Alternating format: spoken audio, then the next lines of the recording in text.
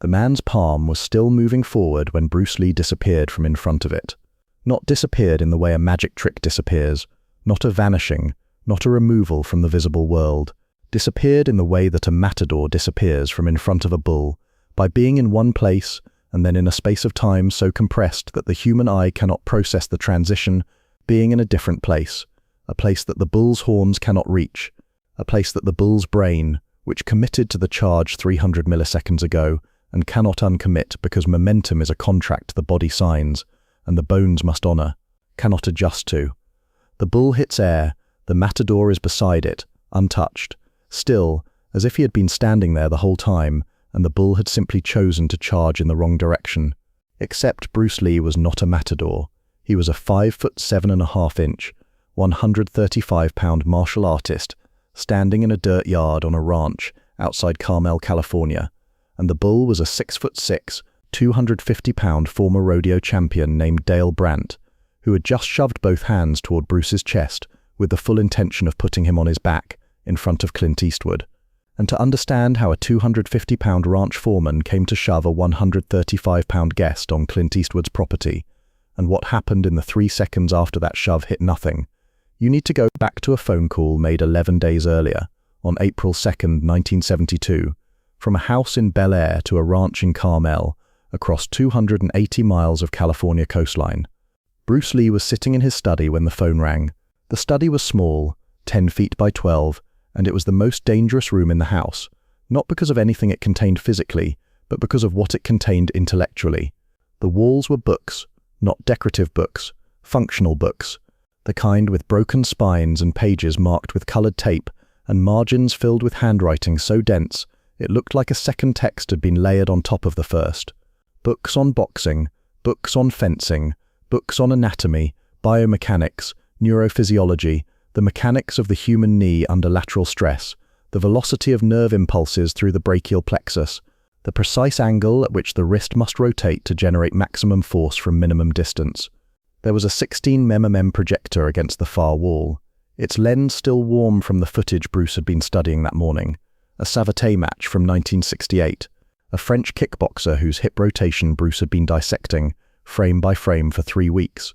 The phone was on the desk, beside a notebook open to a page of hand-drawn diagrams, stick figures in various stages of punch trajectories, annotated with angles and time measurements in hundredths of a second. Bruce picked up the receiver.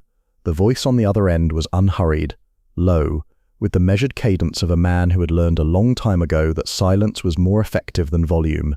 It was Clint Eastwood. Eastwood and Bruce Lee existed in overlapping circles of 1972 Hollywood, without having spent significant time together.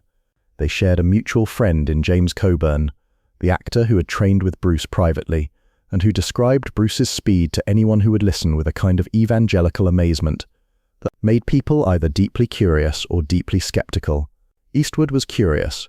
He had seen a clip of Bruce's 1-inch punch demonstration at the 1964 Long Beach International Karate Championships.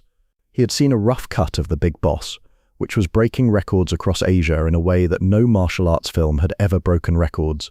And he had heard from a stuntman who had worked on Dirty Harry that Bruce Lee could do things with his body that did not obey the normal rules of human movement. Eastwood was a man who respected the body. He had built a career on physical economy, characters who moved as little as possible and achieved as much as possible. The man with no name didn't throw haymakers. He drew once, fired once, and the other man fell. Bruce Lee, from everything Eastwood had heard, was the martial arts equivalent of that principle. The phone call was brief. Eastwood said he had a ranch property outside Carmel. He said Bruce should come up for a Saturday, see the horses, have lunch, get away from Los Angeles. The invitation was casual in the way that invitations between powerful men are always casual. The words are light, but the subtext is heavy. Eastwood wanted to see Bruce Lee in person, not on film, not in a demonstration, in his own environment, on his own land, where the rules were not Hollywood's rules and the currency was not fame, but the ability to do things with your hands. Bruce said yes. He said yes for a reason that he did not share with Eastwood on the phone, and that he explained to Linda Lee Cadwell only in passing, as he packed a small bag on the Friday evening before the drive. I want to see how cowboys read bodies. They work with animals that weigh 1,000 pounds. They have to predict movement to survive. That's interception. They just don't know it's called that. He left Bel Air at 6:45 a.m. on Saturday, April 13th, 1972, driving north on Highway 1 in a dark blue 1971 Porsche 911T. The Pacific was on his left, flat and silver in the early morning fog. The drive was 280 miles. He made it in 4 hours and 12 minutes, stopping once for gas in San Luis Obispo, where he bought a bottle of water and stood beside the car for 2 minutes, stretching his hamstrings and watching a mechanic across the street lift a transmission out of a pickup truck with a chain hoist. Bruce watched the mechanic's hands, the way they adjusted the chain, the way they compensated for the swinging weight of the transmission, the micro-corrections in grip and angle that happened below the level of conscious thought. Bruce watched hands the way most people watch faces. Hands told the truth. Faces performed. Hands worked. He arrived at Eastwood's ranch at 11 Olmar. 3 a.m. the property sat above a stretch of green pasture land that rolled westward toward the Pacific, visible as a thin blue-silver line beyond a row of windswept eucalyptus trees and Monterey cypresses, whose trunks had been bent permanently eastward by decades of coastal wind. The driveway was gravel, pale, crunching under the Porsche's tires, and it curved through a wooden gate, past a white three-rail fence that enclosed a paddock, where 2 horses stood motionless in the late morning sun, and up to a low cedar-framed ranch house with a wraparound porch, a corrugated metal roof, and rocking chairs that looked like they had been there since before the house had walls. Eastwood was on the porch. He was leaning against the rail with a ceramic mug in his right hand. Coffee, black, the same way he had been drinking it since his contract player days at Universal in the 1950s. He wore faded jeans, a worn flannel shirt with the sleeves rolled to the elbows, and cowboy boots that had actual cow on them, mud, manure, the permanent discoloration of leather that has been through seasons. He did not look like Dirty Harry. He did not look like the man with no name. He looked like a rancher, a tall, lean, 42-year-old rancher who happened to have the most recognizable squint in American cinema. Bruce parked the Porsche beside a mud-caked Ford F250 that made the German sports car look like a toy. He got out. He was wearing a fitted black jacket with a mandarin collar, the same style he wore to nearly every non-formal engagement, dark slacks and black leather shoes that had been polished that morning and that had never, in their entire existence as shoes, touched unpaved ground. He carried nothing, no bag, no props, no demonstration equipment, just himself, 135 pounds of what James Coburn had once described to Eastwood as the most efficiently organized human body I have ever seen. Eastwood straightened from the rail and walked down the 3 porch steps. They shook hands. Eastwood's hand was large, dry, calloused along the base of the fingers from years of riding. Bruce's hand was smaller but denser, the grip strength concentrated in the fingertips and the pad beneath the thumb. The grip of a man who trained his hands to control, not crush. "Glad you made it," Eastwood said. "Beautiful property," Bruce said. "It's not mine yet," Eastwood said. "Not officially. I'm working on it." They stood on the gravel for a moment, 2 men taking the measure of each other, the way men do when they are both accustomed to being the most formidable person in any room they enter. Eastwood had 5 inches on Bruce, broader shoulders, longer reach, but Bruce had something that Eastwood noticed immediately and that he would later describe, in a conversation that was recorded but never published, as a center of gravity that seemed to be located somewhere below the floor, like the man was rooted into the earth through his shoes. Eastwood poured Bruce a coffee, black, same as his own, without asking, and they walked the property. He showed Bruce the stables, where 4 horses stood in stalls of stained oak and smelled of hay and warm animal. He showed Bruce the paddock fence, which needed repainting, and which Eastwood said he intended to do himself, because the foreman paints like a man who's angry at wood. He showed Bruce the western pasture, where a small herd of cattle grazed on grass that was still green from the spring rains, and beyond the pasture, the tree line, and beyond the tree line, the ocean, flat and endless, and indifferent to everything happening on shore. They talked about film, about Dirty Harry, which had been released 4 months earlier, and which Bruce had seen twice, not for the plot but for Eastwood's movement. "You never waste a step," Bruce said. "Most actors move too much. You move like a fighter. Economy." Eastwood nodded but said nothing. The compliment had landed exactly where Bruce intended it to land, in the space between flattery and observation, where only men who understood their own bodies could hear the difference. They walked toward the barn. It was a large structure, timber-framed, open on one end, with a dirt floor packed hard by years of boots and hooves. Horse tack hung from the walls, bridles, saddles, lead ropes, halters. The smell was leather and dust, and the sharp ammonia of horse urine baked into clay by afternoon sun. A radio somewhere inside was playing country music at a volume that suggested the listener was further away than the radio was. Inside the barn, a man was working on a saddle.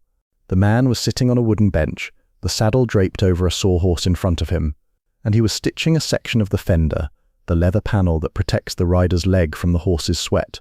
He was using a curved awl and waxed thread, and his hands moved with the unconscious precision of a man who had repaired saddles, the way Bruce Lee had thrown punches, so many times that the movement existed below the threshold of deliberate thought.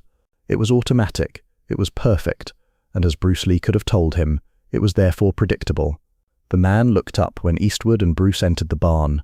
He did not stand immediately. He finished his stitch, pulling the thread tight, tucking the end, pressing the leather flat with his thumb, and then he stood, and the standing was an event. Dale Brandt rose from the bench, the way a geological formation rises from the earth, slowly, inevitably, and to a height that reconfigured the spatial relationships in the room. 6 feet 6 inches, the top of his head was approximately 4 inches from the lowest barn beam. His shoulders were the width of the sawhorse. His hands, released from the awl and hanging at his sides, were enormous, the fingers thick and calloused. The left hand's middle 3 fingers bent slightly inward, at angles that God had not intended, and that an 800-pound bull had renegotiated in a rodeo arena in Bakersfield in 1956. He wore jeans so faded they were almost white at the knees, a denim work shirt dark with sweat at the collar and under the arms, boots with heels worn down to uneven angles, and a straw hat with a brim that had been reshaped by so many rainstorms it looked like a topographic map of the California coast. He was 42 years old. He had been working on ranches since he was 14. He had been Eastwood's foreman for 3 years, hired not through an interview but through a recommendation from a horse breeder in Salinas, who said, "Dale can do anything a horse needs, and most things a horse doesn't, and he won't quit on you." Eastwood had learned that both statements were true. Dale Brandt did not quit. He also did not bend, defer, soften, accommodate, or modify himself for any person, animal, or weather system that he encountered. He was, in the purest sense, a fixed point. The world moved around Dale. Dale did not move for the world. He looked at Bruce Lee, the way the barn looked at the Porsche, as something that belonged to a different category of existence, something that had arrived from a place where the rules were different and the currency was unfamiliar, and the air smelled like something other than horse. Eastwood said, "Dale, come meet a friend of mine." Dale walked toward them. His boots on the packed dirt made a sound like slow applause, heavy, rhythmic, each footfall carrying the full weight of 250 pounds. He stopped 3 feet from Bruce. He did not extend his hand. He looked down. Bruce looked up. 11 inches of height difference. 115 pounds of weight difference. A lifetime of difference between a man who trained in garages and a man who worked on land. Eastwood said, "This is Bruce Lee. He's a martial artist. Best in the world, they say." Dale looked at Eastwood. The look lasted approximately 1 second, long enough to communicate that Dale had heard the sentence, processed it, and assigned it a value somewhere below the value he would assign to a weather report. Then he looked at Bruce. "You're just a movie star," he said. The sentence fell into the space between the 3 men, like a stone dropped into still water. It did not splash, it sank, and the ripples moved outward in silence, through the barn, across the dirt yard, up to the porch where Eastwood's coffee was getting cold on the rail. Eastwood's eyes moved to Bruce. Not his head, his eyes. A lateral shift of the pupils, the economical movement of a man who has spent his career communicating with his face, while appearing to communicate nothing. His eyes asked the question that his voice did not. "What are you going to do?" Bruce was standing with his weight evenly distributed, 50-50, the neutral position, the position that commits to nothing because it can transition to everything. His hands were at his sides, his fingers were relaxed, his breathing, 4 counts in, 4 counts out, had not changed since he stepped out of the Porsche 23 minutes earlier. His face held no expression that any of the 3 men in that barn could have named. It was not anger, it was not amusement, It was not indifference. It was the face of a man who was reading Dale's body, reading the weight distribution, 70% on the right foot, 30% on the left, the stance of a right-handed man whose dominant side is loaded and ready, reading the shoulders rolled forward approximately 5 degrees, the permanent postural adaptation of a man who spends his days reaching downward for ropes and reins, and the necks of calves, reading the hands, the right hand partially closed, the fingers curled inward at the second knuckle, the default grip of a hand that is accustomed to holding things and is uncomfortable being empty, reading the jaw set, the masseter muscle engaged, the mandible pushed slightly forward, the face of a man who has made a statement and is prepared to defend it physically, if the response requires defense, and reading the left hand, the one with the crooked fingers, the one that had been crushed by a bull 17 years ago and that had healed at angles that reduced its grip strength by approximately 40% compared to the right, the weak hand, the hand that Dale protected unconsciously by holding it slightly behind his hip, slightly further from any potential threat, slightly more guarded than the right. Most people would not notice this asymmetry. Most people did not read hands the way Bruce Lee read hands. Bruce noticed it in the first 0.3 seconds of looking at Dale Brandt, and he filed it in the same place he filed every piece of physical data he collected from every human body he observed. In the architecture of prediction, the library of movement, the catalogue of tells that allowed him to know what a body was going to do before the body knew it was going to do it. Bruce said, "I'm not here to be a movie star." Dale said, "Then what are you here for?" Bruce said, "Same thing you are, to see what works." Dale's jaw shifted. The masseter released by approximately 15%, then re-engaged. The sentence had created a conflict in Dale's classification system. The man in the clean shoes had just placed himself in the same category as Dale, the category of men who test things physically, who trust their bodies over their reputations, who define themselves by what they can do, not what they are called. Dale did not know what to do with this. The binary worker or decoration had received an input it could not sort, so Dale sorted it, the only way he knew how. He said, "Show me." Bruce said, "You first." And Dale Brandt, 42 years old, 6'6", 250 pounds, former rodeo champion, ranch foreman, a man who had never been put on the ground by any human being in his adult life, stepped forward and shoved both hands toward the chest of a 135-pound man in a black jacket and clean shoes, and the 135-pound man was not there. Dale Brandt's hands hit nothing. Both palms, open and wide as dinner plates, passed through the space where Bruce Lee's chest had been a tenth of a second earlier. The momentum carried Dale forward half a step, and for a man who had wrestled 1,200-pound bulls to the dirt, half a step was a humiliation he had never experienced. His boots scraped the packed earth of the yard. Dust lifted. The sun was directly above the barn roof at 11:19 in the morning, and it threw no shadows, which meant there was nowhere for anyone to hide, and yet Bruce Lee was not where he had been standing. Dale's eyes tracked left. Nothing. He felt a presence to his right, and turned his head.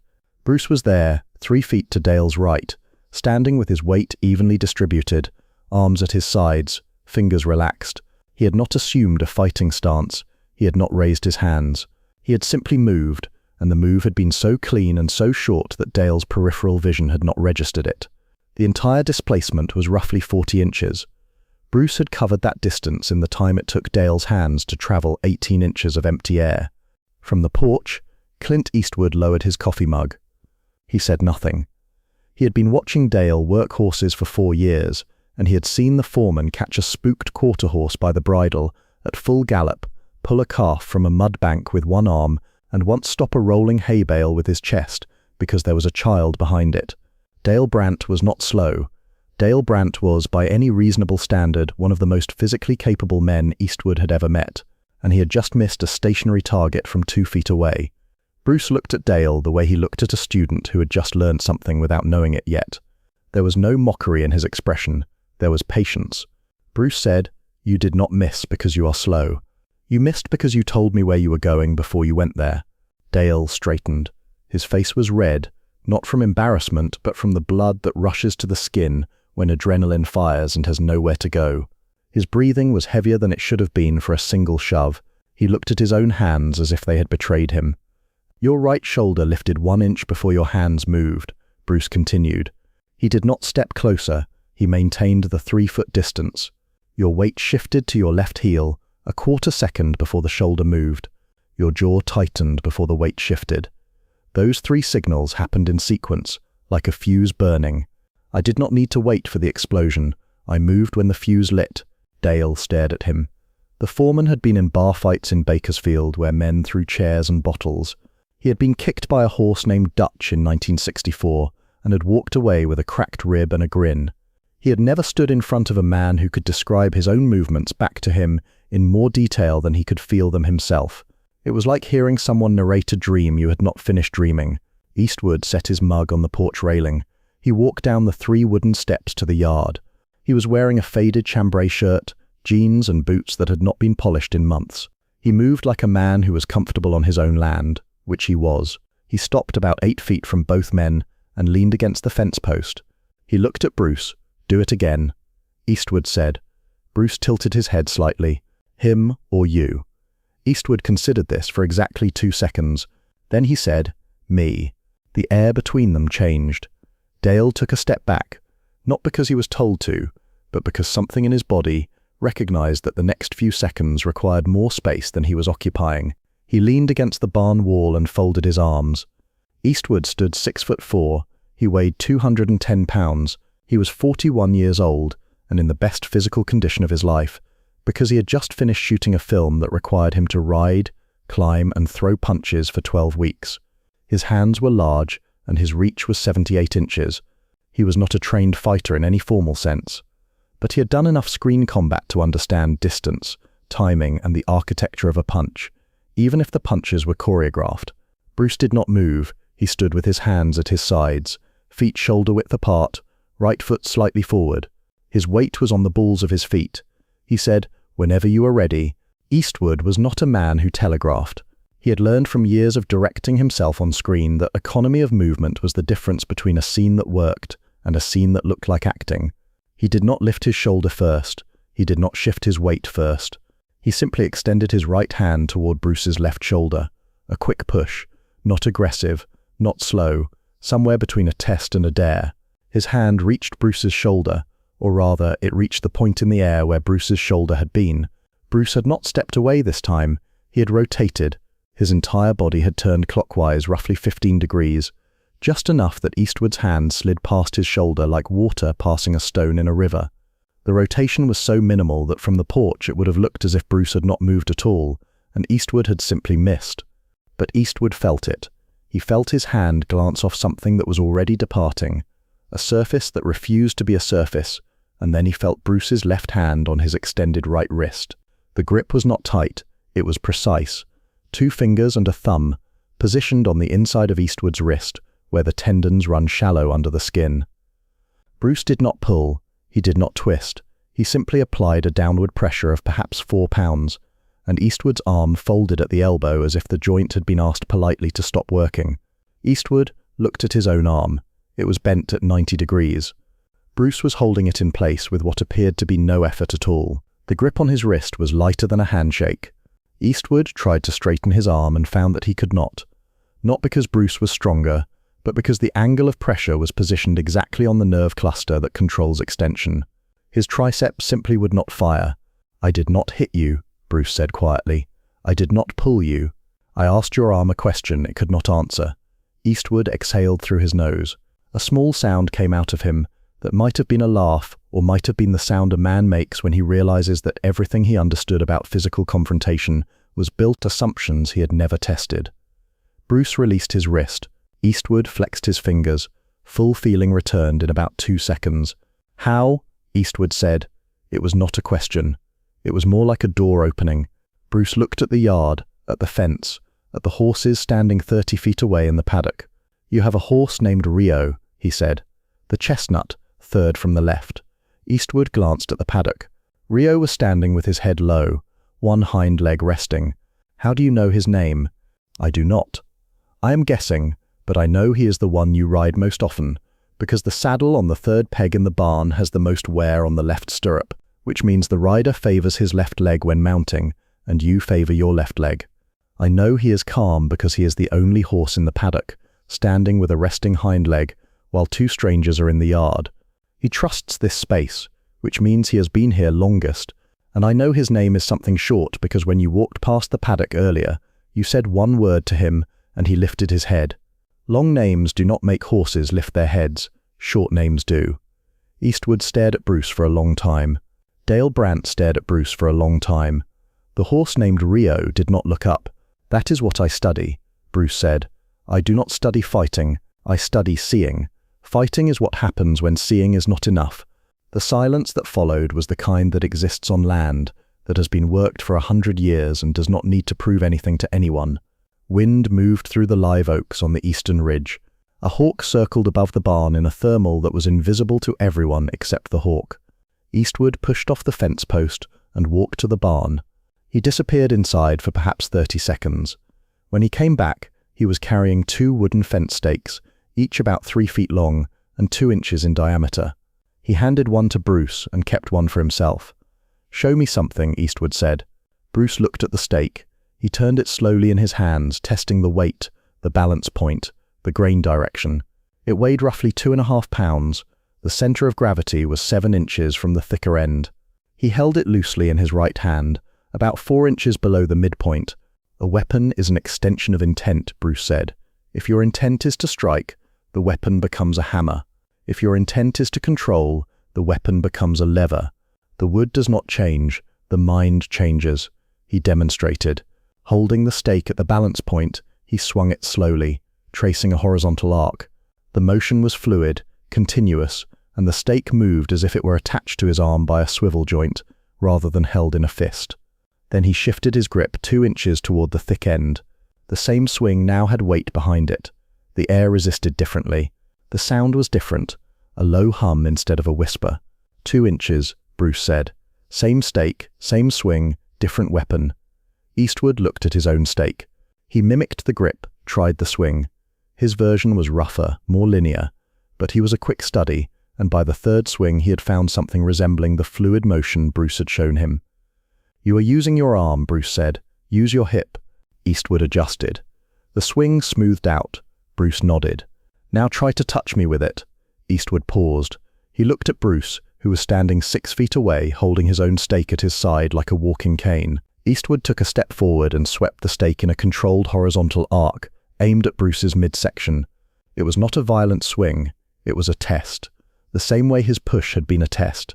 Bruce did not block the stake. He did not duck. He stepped inside the arc toward Eastwood, closing the distance to less than 2 feet. The stake passed behind his back harmlessly. At the same time, Bruce placed the tip of his own stake against Eastwood's sternum. He did not push. He held it there, lightly, the way a conductor holds a baton at the start of a symphony. "Inside the arc is where the weapon cannot reach," Bruce said. "Every weapon has a distance where it is dangerous and a distance where it is not. The space between those two distances is where the fight is decided." Eastwood looked down at the tip of Bruce's stake resting against his chest. He looked at the position of their bodies, the geometry, the angles. He understood immediately. A weapon that moves in a circle is useless at the center of that circle. The longer the weapon, the larger the dead zone. A 6-foot sword has a 6-foot circle of lethality and a 6-foot circle of vulnerability. Step inside the lethality and you are standing in the vulnerability. "This is why you are not afraid of big men," Eastwood said. Bruce removed the stake from Eastwood's chest. "I am not afraid of big men, because big men move in big arcs. The bigger the arc, the bigger the space inside it." Dale Brandt heard this from his position against the barn wall, and something shifted in his face. He looked at his own hands, those massive hands that had gripped ropes and bulls and fence posts, and a .45 caliber pistol on his hip. For as long as he could remember, he understood for the first time that his size, his reach, his strength, all of the things that had made him formidable on this ranch, and in every room he had ever entered, were also the architecture of his vulnerability.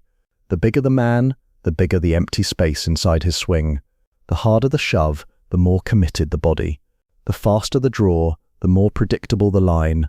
He unfolded his arms. He walked over to Bruce and Eastwood. He stood there for a moment, the three of them in a loose triangle in the dusty yard with 2 wooden stakes and a silence that had weight to it. Then Dale said something he had never said to anyone on this property or any other property in his life. "Will you show me?" It was not a question the way Eastwood's how had not been a question. It was an admission. It was a man who had built his identity on physical dominance, acknowledging that physical dominance was a house built on sand, and that the small man standing in front of him in polished shoes and a black jacket had just shown him the tide. Bruce handed his stake to Dale. "Hold it the way you would hold a branding iron," he said. Dale gripped it near the base, thick end forward, the way he held an iron when he pressed it into hide. The grip was strong, practiced, unconscious. Bruce looked at the grip and nodded. "Your hand knows what to do," Bruce said. "Your hand has always known. The problem is that your mind gets in the way. When you reached for me earlier, your mind said push him. Your hand said I have done this 1,000 times. But your mind chose the method, and your hand followed the wrong instruction. If your mind had said control him instead of push him, your hand would have gripped my jacket the way it grips a rope, and I would have had to work much harder to leave." Dale looked at the stake in his hand. He rotated it slowly the way Bruce had done. The motion was rougher than Eastwood's, but it had something Eastwood's did not. It had the unconscious fluidity of a man who had spent 30 years handling tools with his hands. The stake moved in his grip, the way a lariat moves in the hand of a man who has thrown 10,000 loops. Bruce watched. He said nothing for a full 15 seconds. Then he said, "You already know how to fight. You just do not know that you know." The afternoon moved slowly after that. Bruce spent an hour in the yard with Dale, not teaching him martial arts, but showing him how the skills he already possessed, the grip, the balance, the hip rotation of throwing a rope, the lateral movement of working a cutting horse, translated directly into combative motion. He showed Dale that the hip turn used to swing a lariat was the same hip turn that powered a hook punch.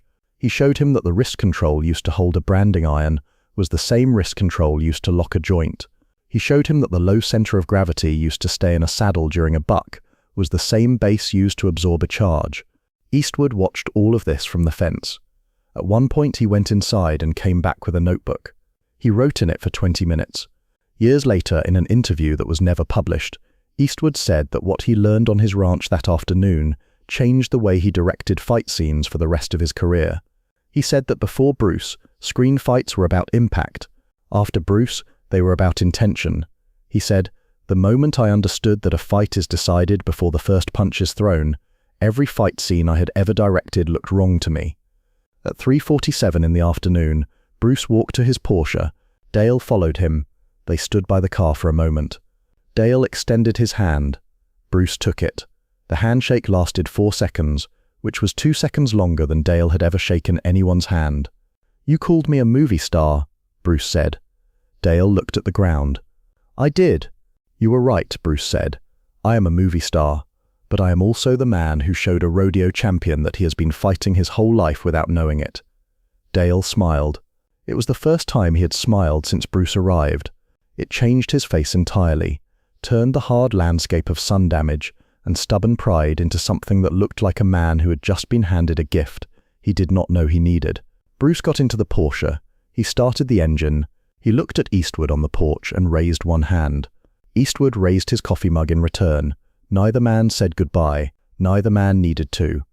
Bruce drove south on Highway 1. The ocean was on his right, vast and indifferent, and the road curved along the cliffs in long sweeping arcs that required the same kind of anticipation he had just spent 5 hours teaching. He drove the way he moved, smoothly, reading the road 3 turns ahead, never braking hard because he never arrived at a turn unprepared. He reached Bel Air at 8:12 that evening.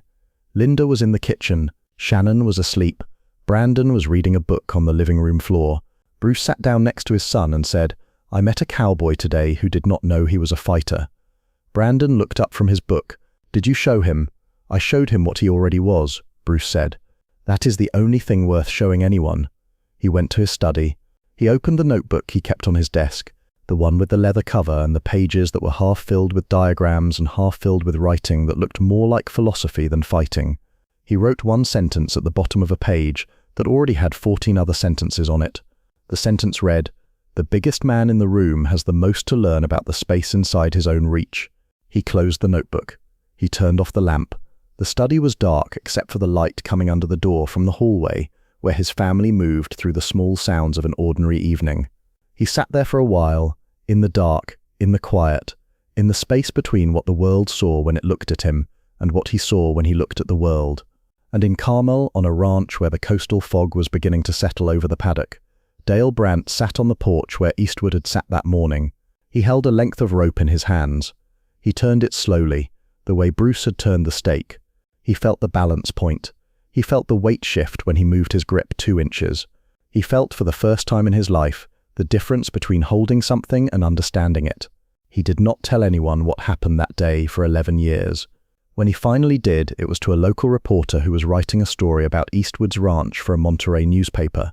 The reporter asked Dale what it was like working for a movie star. Dale said, "I have worked for one movie star, but I have only ever met one man who made me feel like I did not know how to use my own hands." The reporter asked who.